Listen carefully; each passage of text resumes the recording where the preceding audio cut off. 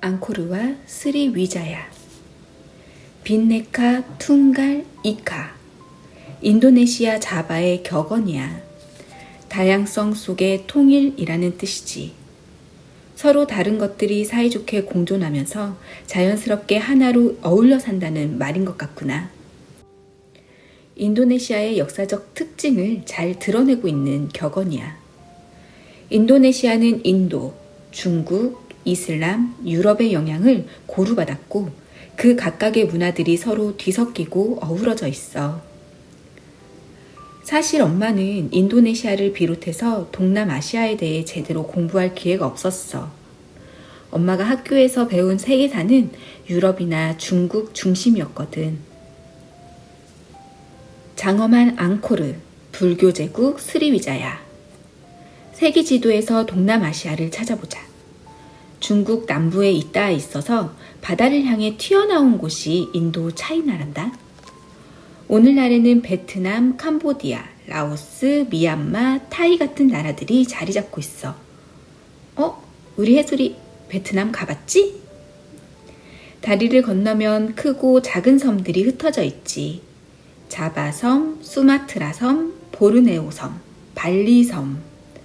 동남아시아 사람들의 종교는 퍽 다양해. 힌두교, 불교, 이슬람교가 공존하고 있어. 다양성 속의 통일이란 말 또 한 번 실감나지?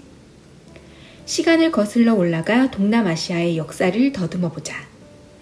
기원 후 1, 2세기 무렵 인도인들이 배를 타고 바다를 건너와서 이 지역에 여러 국가를 세웠어. 그래서 국가나 도시 이름이 인도와 관련된 것이 많아. 예를 들면 인도네시아라는 나라 이름은 인더스 강에서 나온 인도와 그리스어로 섬 또는 국가를 뜻하는 네소스가 만나 이루어진 이름이란다.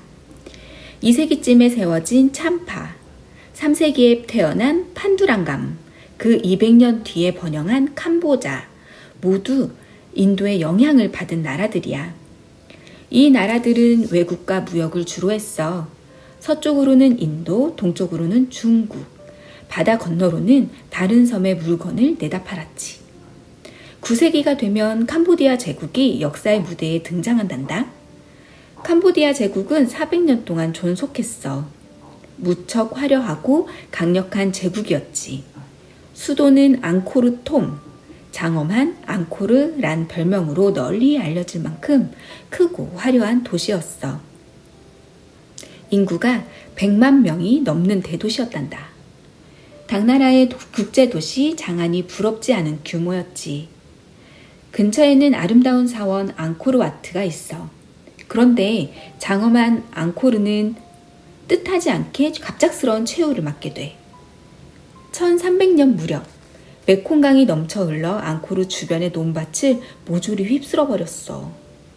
그 논밭에서 나는 생산물로 먹고 살던 수많은 사람들이 굶주리다 못해 하나둘 다른 곳으로 떠나갔어. 결국 장엄한 앙코르는 밀림이 무성한 짐승들의 잠자리로 변해버렸단다.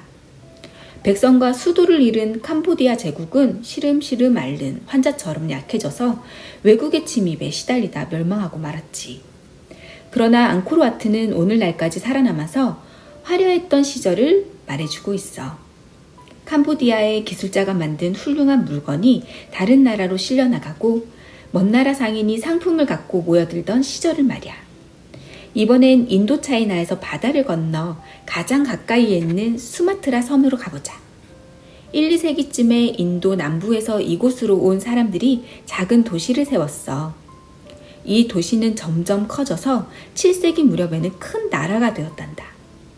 나라 이름은 수마트라, 수도는 산속에 자리 잡은 스리위자야였어. 수마트라도 주로 무역을 했어. 동남쪽 바닷가에 자리 잡은 팔렘방 항구가 무역의 중심지였지. 팔렘방은 중국 배들이 드나들기 쉬운 위치에 있었단다. 인도와도 무역을 활발히 했어. 수마트라 사람들은 불교를 믿었어. 이곳을 3차례 방문해 10년 넘게 머문 중국의 한 스님은 스리위자의 모습을 이렇게 묘사했어. 스리위자에는 1000명 이상의 불교 승려가 있어 학문과 수행 활동이 중시되고 있다. 그들은 인도와 조금도 다름없이 모든 교리를 깊이 연구하고 있다. 수마트라는 날로 세력이 커졌어. 수마트라 섬, 말레이 반도, 싱가포르, 보르네오, 필리핀, 술라웨시, 자바의 절반, 포르모사, 지금의 대만의 절반, 실론, 중국 광둥 근처까지 차지했어. 아마 실론과 마주보는 인도 남쪽 끄트머리도 차지했을 거야. 수마트라 제국은 수도의 이름을 따서 스리위자야 제국이라고도 했단다. 쌀과 향료의 섬 자바. 고대 그리스의 지리학자가 쓴 책에는 자바섬을 쌀의 섬이라고 하면서 그 번영을 소개한 대목이 있어. 2세기 무렵 쓰인 인도와 중국의 기록에도 자바에 대한 이야기가 나와. 또한 자바는 원시인의 화석이 발견된 곳으로도 유명해. 지금으로부터 약 50만에서 60만 년 전에 살았던 인간이 남긴 화석이야. 그러고 보면 자바섬은 아주 일찍부터 사람이 살았던 곳인가 봐. 8세기 중엽에 자바섬을 다스린 왕조는 사이렌드라 왕조였어. 사이렌드라란 인도의 산스크리트어로 산의 왕이라는 뜻이란다. 발음이 좀 어렵지? 사이렌드라 왕조는 불교를 믿었어. 자카르타에 보르부두르 사원을 건설했는데 이 사원에는 불교 경전에 나오는 이야기를 소재로 한 조각 작품이 1460면 가득 채우고 있단다. 보르부두르 사원은 오늘날 세계 최대의 불교 유적으로 손꼽히고 있어. 해솔이는 마르코 폴로 아니? 그 마르코 폴로는 동방견문록에 13세기의 자바를 이렇게 설명해놨어.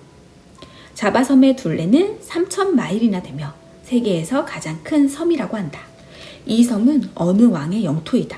이 섬은 참으로 풍요로운 섬이다. 후추, 감송향, 고량화 등 상상할 수조차 없는 값비싼 향료가 이곳에서 난다. 갖가지 상품과 수많은 상인을 실은 배들이 셀 수 없이 이 섬을 찾는다. 이 섬의 풍요로움은 말로 다 표현하기 어려울 정도다. 마르코 폴로가 말하는 왕은 싱가사리 왕조의 크리타 나가라 왕이란다. 다시 한번 얘기해 볼게. 마르코 폴로가 말하는 왕은 싱가사리 왕조의 크리타 나가라 왕이란다. 그는 몽골족이 세운 원나라의 사신을 쫓아보낼 정도로 자신만만했어. 화가 난 원나라의 세족 쿠빌라이는 군대를 보내 자바를 공격했지.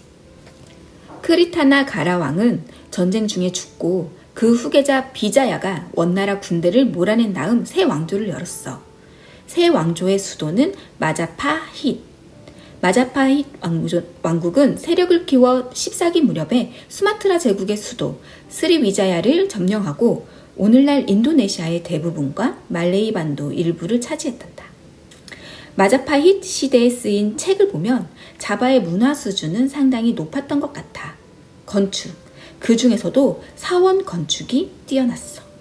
약 500개의 사원이 세워졌는데 그 중에는 오늘날 세계에서 가장 아름답고 예술적인 석조 건축물로 꼽히는 것도 있단다. 오늘의 이야기는 여기까지야. 발음하기 어려운 것들이 참 많이 나왔지?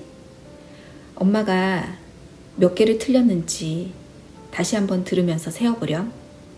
셀 수 없이 틀렸을 수도 있단다. 해솔이, 대윤이, 담록이 이제 잘 시간이야.